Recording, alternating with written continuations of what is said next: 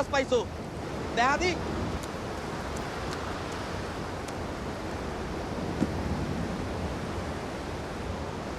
30,000 টাকা তেল পুরাইয়া এই কটা মাছ লই আইছি হুজুর সাগরটা গরম উতাল পাতাল Spike Lee sort of warned me that so you are going to Bangladesh out of all the countries to shoot this film, and you are also planning to shoot this in a Bangladeshi monsoon in the Bay of Bengal, and this also happens to be your first film.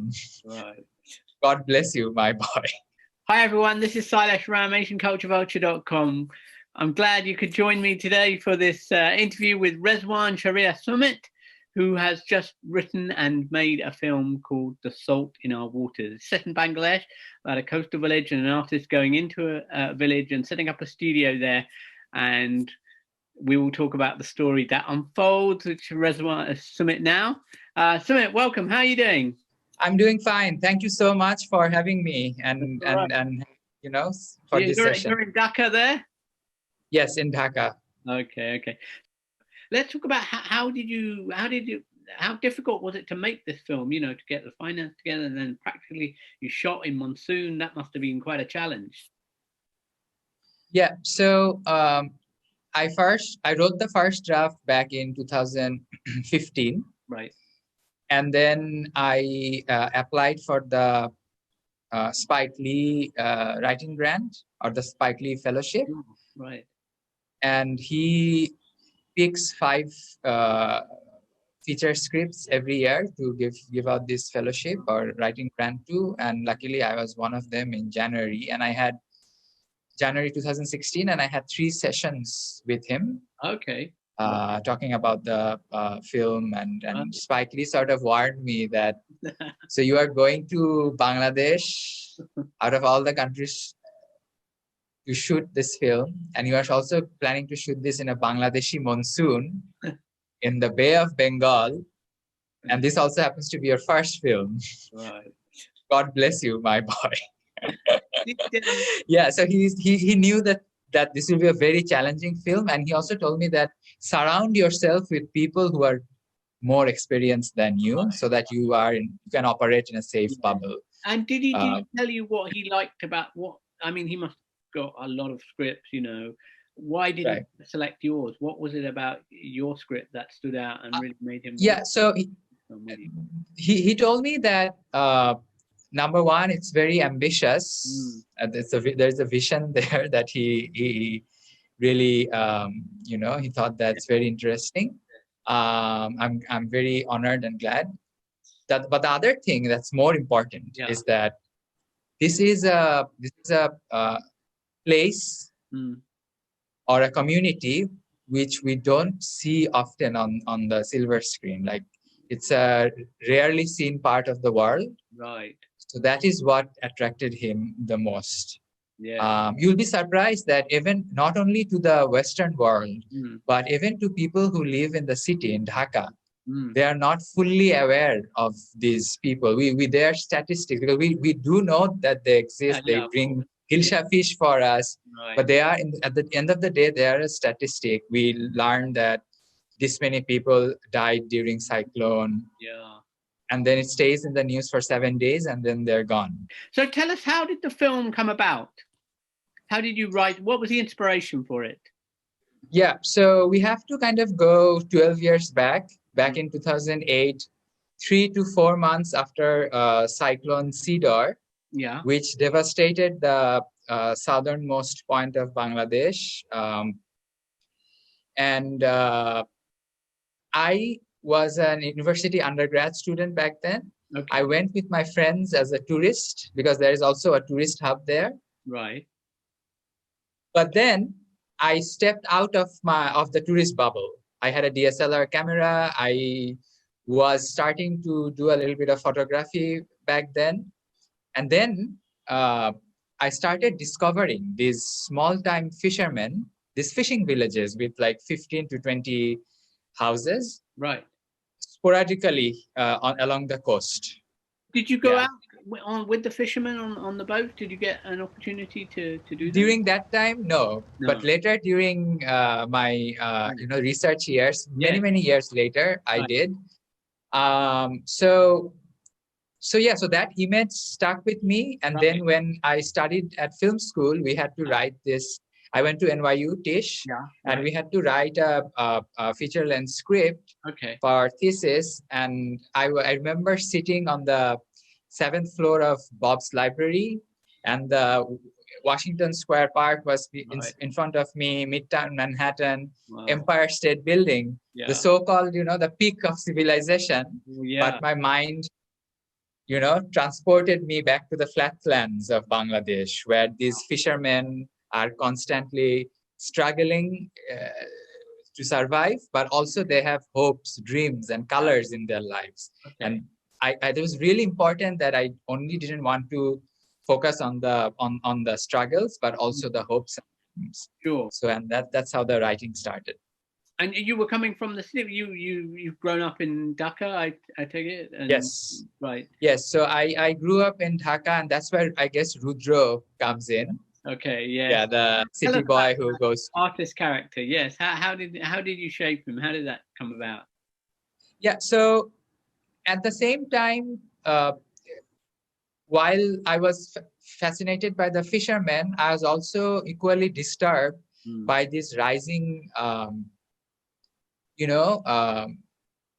trend where in Bangladesh, people who are in art and culture, they were being attacked. And it's been for the past 10 years, there's a rise of attack against, voices who speak out for secularism, progressive voices were being attacked. I guess in all part of the world. Yeah, exactly. It's not just.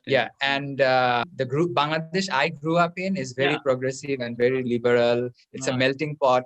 Yeah. Right. However, I was also seeing these changes, and you could easily find yourself in a pocket of Bangladesh where people are super conservative and very superstitious and see everything through a lens of right-wing religion, and that's what started to bother me. And then I wanted to juxtapose both these two worlds. Right. Because even in islands, in the island culture, people are, I would say, much more spiritual. Okay. Yeah. Than the city people, because their lives are on the brink. So they depend on Allah.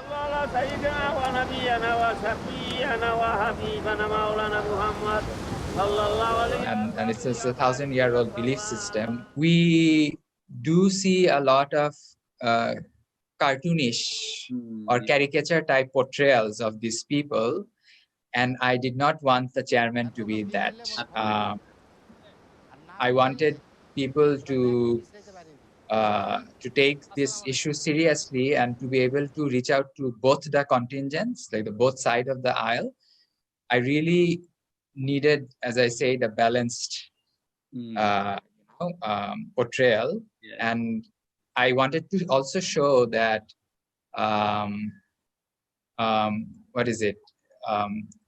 There is a form of extremism where there is no violence. Right. It's very subtle. Okay. Yeah. The way they push back Rudra sometimes is until the very end. It sort of bubbles up, right? But in the beginning, it's very subtle. You feel that, and that's how extremism rises very silently in our society. Communities like that, they're very aware of climate change. That's obviously an underlying theme in the film. But how conversant are they? How much do they understand about what is happening in a wider context, and in the smaller context, which your film is focused on? Just how much do they know? Their ancestors have been living in that land for hundreds and hundreds of years, and now they are having to migrate out. Many of them give up on fishing. Exactly. And they don't know why all of this is happening, but they feel the effect fully. Okay. And that's what makes me really sad. And I also do not know whether the village that we shot in will exist in, say, 25, 30 years. Wow. At the rate the ocean is eating into the land. I mean, your film partly answers this, but I'd like to hear your what you think about it. Why do you think they stay? I think it's not that someone is forcing them. Like after a cyclone hits you and Sure. takes away your entire village, you think that, okay, I've had enough of this, and I wanna return. Yeah. Not return. Sorry, I wanna migrate to the city and pull a rickshaw. Yeah. That's safer. Right. And live probably in a city slum. It's appalling, but still I'll be safe. But they don't do that. They don't want to leave their age-old traditions. Sure. And even though they want to stick to this tradition, and as city dwellers or people who have the most carbon footprint, we have the onus is on us to Right. Indeed. something for them. Sure. But how did you come about choosing the actors? What was that process like? And you obviously work with non-professionals in the film. So can you tell us a little bit about that, how that all came together? Yeah, so I would say 90% of the cast is non-professional. Right. But there are 5-6 actors who went from either from the city or from that region, regional theater troops, let's say. Yeah, but everyone else are fishermen from either that village or a neighboring village. And the actors, the trained actors, I auditioned them and selected them. So it was a very traditional process. Yes. But non-actors, I've been going to that village for 5 years. Wow. Right. For research. I try to build a friendship and a relationship with these people. Okay. And I know who is the real Bashar is, who is the real Tuni. Okay. And sure. That was so helpful in also writing the characters. Right. I mean, Tuni's a very. And I had a table read with the villagers as well. Okay. Right. Before the shoot. Before finalizing the script. Okay. So yeah, it was very important that they approve it. Oh, I see. Okay. So, what are your plans? Will it be screened in Bangladesh? What you're doing the film festival rounds now? What's the next step for you? Having shown at London Film Festival just recently now. I would really, really love to show this film to the people in that village first. Right. So I'd love to. I imagine, I'm very excited about that night when we can have that screening out on the ocean front, evening, under moonlight with all the villagers and maybe some stakeholders, like policymakers, stakeholders from the community or from the region, so that it's a dialogue. They watch the film and they talk with each other, and these fishermen are not just a plain statistic anymore. So thank you so much for taking time out to talk to AsianCultureVulture.com. I wish you all the best with the future and hope we'll meet again.